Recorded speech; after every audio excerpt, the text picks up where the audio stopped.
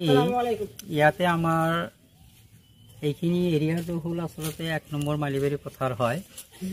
আমি ইয়াতে আজি আমাৰ এই খণ্ডৰ যিখিনি ৰাইজ আছে তেওঁলোকৰ ল'ৰা ছোৱালীৰ স্কুলত যোৱাৰ কাৰণে বা ৰাজহুৱা মানুহ যিখিনি আছে তেওঁলোকে বজাৰ সমাৰ বা বিভিন্ন জায়গাত যোৱাৰ কাৰণে ইয়াতে আহিল তেওঁলোকে মানে ৰখিবলগীয়া হয় নাওৰ কাৰণে।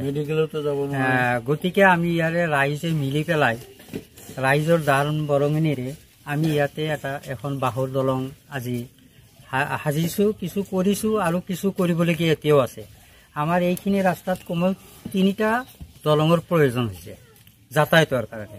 এই অঞ্চলৰ যিখিনি মানে ল'ৰা ছোৱালী বিদ্যালয়লৈ যায় তেওঁলোকৰ কাৰণে বহুতেই অসুবিধা হৈছে, যাৰ কাৰণে ইয়াত আমাৰ এইফালে সৰুবাৰ যিখিনি আমাৰ ৰাইজৰ মানুহ আছে তেখেতসকলৰ লগত আমি আলোচনা কৰি আমাৰ পকেটৰ পইচাৰে আমি এই দলংটো নিৰ্মাণৰ কাৰণে আমি প্ৰস্তুতি হাতত লৈছো আৰু ইতিমধ্যে তাৰে 3 ভাগৰ 1 অংশ আমি ক্লিয়াৰ কৰিছো। আৰু ইয়াৰ এই ৰাস্তাটো যদি হৈ যায় তেতিয়াহ'লে আমাৰ ওচৰতে থকা দুৰামাৰী মালিবাৰী যিটো স্বাস্থ্য কেন্দ্ৰ আছে এই স্বাস্থ্য কেন্দ্ৰলৈ যোৱাৰ কাৰণে আমাৰ খুব সুচল এটা ব্যৱস্থা হয়। ইয়াৰ কাৰণে আমি ইয়াতে মানে এই পদক্ষেপটো হাতত লৈছো। আমাৰ সন্মানীয় বিধায়িকা বাইদেউৰ লগতো ফোনযোগে আলোচনা হৈছে যদিও তেখেতে আমাক সহযোগীৰে তেখেতৰ লগত সাক্ষাৎ কৰিবও দিছে। গতিকে আমি এই প্ৰতিবেদনৰ জৰিয়তে মাননীয় বিধায়িকা মহোদয়ক তেখেতৰ যিহেতু আমি কৰ্মকৰ্তা বা কৰ্মী গতিকে তেখেতে এইখিনি সৰজমান তদন্ত কৰি অদূৰ ভৱিষ্যতত ইয়াত এটা কাঠৰ দলং নতুবা এটা বৃহৎ কালভাৰ্ট যদি দিয়ে তেতিয়াহ'লে আমাৰ এই অঞ্চলৰ পিছপৰাচৰ বহুত উপকাৰ হ'ব। এইকাৰণেই হ'ব যে ইয়াৰ পৰা আমাৰ 1-1.5 কিলোমিটাৰ মান হ'ব আমাৰ দুৰামাৰী স্বাস্থ্য কেন্দ্ৰ। তাতলৈ যোৱাৰ কাৰণে আমাৰ মানুহবিলাকে কমেও 6-7 কিলোমিটাৰ ঘূৰি যাবলগীয়া হৈছে। গতিকে অদূৰ ভৱিষ্যতত বাইদেউৰ আমি এই ৰাস্তাটো কৰি দিয়াৰ কাৰণে আমি মানে আহ্বান জনাইছোঁ, অনুৰোধ কৰিছোঁ। ইয়াতে ইমান মানুহ আপোনালোকৰ চেনেলৰ জৰিয়তে যে হয়তো আপোনালোকে উপলব্ধি কৰিছে, তাৰমানে প্ৰতিদিনে আমাৰ ইয়াতে প্ৰায় 12 মাহৰ মোটামুটি 7 মাহ পানী থাকে।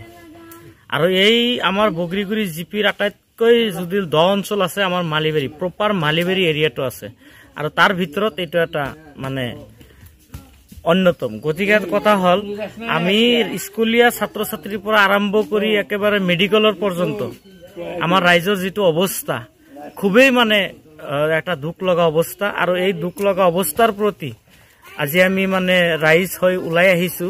যেহেতু আমাৰ ইয়াতে পঞ্চায়ত প্ৰতিনিধি আছিল যদিও হয়তো আপোনালোকে দেখিব পাৰিছে এটা মানে হিম পাইপ বহাইছিল, কিন্তু যেতিয়া আমাৰ বাৰণি পানী যেতিয়া আহে তেতিয়া অত্যাধিক সোঁত হয় ইয়াতে, যাৰ কাৰণে ৰাস্তাটো ভাঙি গৈছে। সেই হিম পাইপত ইয়াতে নহয়, এটা কাঠৰ ব্ৰিজ নাইবা এটা ডাঙৰ এটা বক্স কালভাৰ ইয়াতে প্ৰয়োজন, কিন্তু সেই হিচাপে মানে ইয়াতে মানে হোৱা নাই, যাৰ কাৰণে আজি আমাৰ বাঁহৰ শাকত দিব লগা হৈছে। ইয়াতে স্কুলীয়া ল'ৰা ছোৱালী টুলুঙা নাৱেৰে মানে যাতায়াত কৰে, কেতিয়াবা এক্সিডেণ্টৰো সন্মুখীন আমি কেতিয়াবা মানে হৈ থাকো।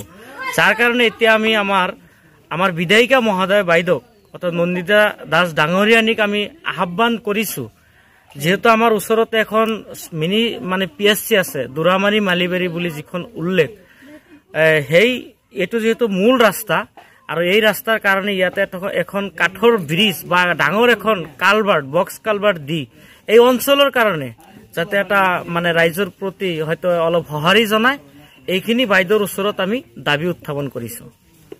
লগতে আমাৰ বাইদেউ যিহেতু মানে আমাৰ এই অঞ্চলৰে বা আমাৰ সমষ্টিৰ মুৰব্বী, ইয়াৰ উপৰিও আমাৰ যে গুৱাহাটী লোকসভাৰ MP বিজলী কলিতা মেধিৰ লগতে অসম চৰকাৰক দাবী উত্থাপন কৰিছো, যিহেতু আপোনালোকৰ বহুত বিভাগ আছে, আপোনালোকৰ বিভাগৰ পৰা আমাৰ এইটো হয়তো মালিবাৰী টু চন্তলি মালিবাৰী টু নগৰবাৰা যিটো আমাৰ সংযোগী PWD ৰোড আৰু এই ৰোডৰে এটা মূল ৰাস্তা এইটো যিহেতু আমাৰ স্বাস্থ্য কেন্দ্ৰ আছে, গতিকে সেই হিচাপে অতি সোনকালে এই অঞ্চলৰ নিৰ্মাণ কৰি দিয়ে আৰু লগতে এটা বক্স কালভাৰ এটা কাঠৰ ব্ৰিজৰ ওচৰত আহ্বান বা ৰাইজৰ হৈ মই দাবী জনাইছো।